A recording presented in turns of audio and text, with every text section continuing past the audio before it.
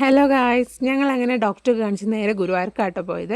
ഗുരുവായൂർ ഞങ്ങളൊരു 10 മണി 10:30 ആയപ്പോൾ എത്തിയിട്ടോ. ഞങ്ങളുടെ കൂടെ ജിതിൻ ചേട്ടനും അഞ്ജലി ചേച്ചിയുണ്ട്, ഉണ്ണിയേട്ടൻ്റെ ഫ്രണ്ടും വൈഫും ആട്ടോ.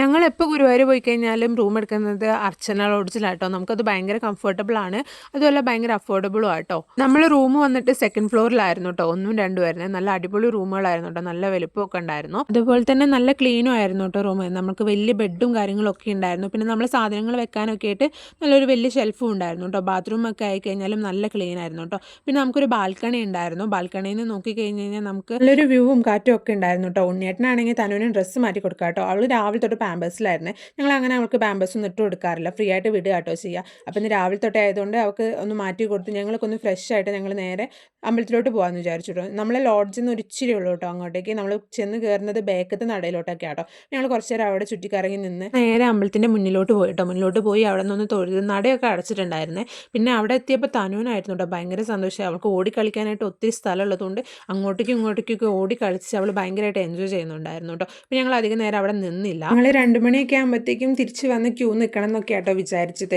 അപ്പോൾ ക്യൂ നോക്കിയ സമയത്ത് അവിടെ ഇപ്പം തന്നെ ഒത്തിരി ആൾക്കാർ ഇരുന്ന് തുടങ്ങി കേട്ടോ. അപ്പോൾ ഞങ്ങൾ പെട്ടെന്ന് തന്നെ റൂമിലോട്ട് പോയിട്ടോ.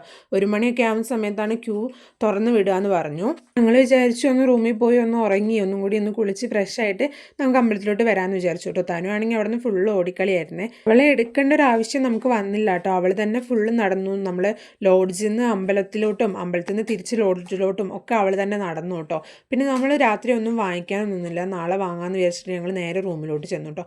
ബാക്കി നമുക്ക് അടുത്ത വീഡിയോസിൽ പറയാവേ.